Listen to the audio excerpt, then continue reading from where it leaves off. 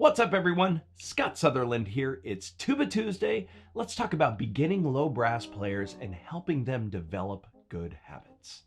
It's the summertime in the US, and that means marching band season is right around the corner. Band camps are already in full swing for most of the country. Over the years, I have been asked to teach at dozens of high school marching band camps. Almost invariably, I encounter beginning low brass students that were switched over to tuba, baritone, or trombone for the marching band season, or first-year high school low brass players fresh from middle school.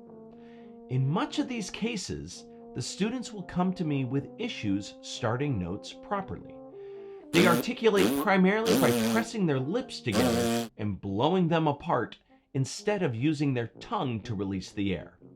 The result is a poo-poo action to start notes, and the sound ends up pretty much sounding like poop. Some brass pedagogues in my experience have described this as having too much lip in the mouthpiece and puckering the lips. The result is essentially the same. It's a sound that is all too common in beginning band. In these cases, I always tell the students the mantra, no poo-poo, only toot-toot. I get them to say it back to me, which predictably gets a chuckle or three from the students. I like that because I'm trying to teach an important concept by infusing it with a little humor and making it memorable. And the memorability is key to actually seeing progress in this case.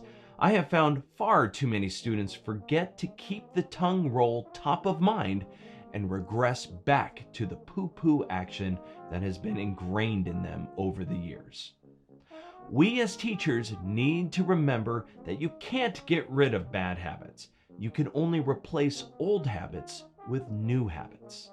Therefore, the student needs to replace the bad poo-poo habit with the new habit of toot-toot. Now, voicing the syllable of toot-toot is not always effective in teaching articulation. So sometimes I will describe the tongue action like spitting out watermelon or sunflower seeds. Spitting gum out into a trash can is another analogy that can work. Or describing the tongue action like a rattlesnake, coiled up and striking. Try them all and see what sticks. Once the student can perform the action unvoiced, doing instead of saying toot-toot, introduce the mouthpiece before adding the instrument. Ask the student if they can feel the tongue action every time they start a note, because if they can't, it means they probably are doing the poo-poo. Again, the focus is on developing the new habit, not avoiding the old habit. This is a positive imperative that I have found leading to successful, clear articulations and great sounds in my students, and I hope it helps yours as well. Follow me for more tips. Check out ScottSutherlandMusic.com, and I'll see you next week.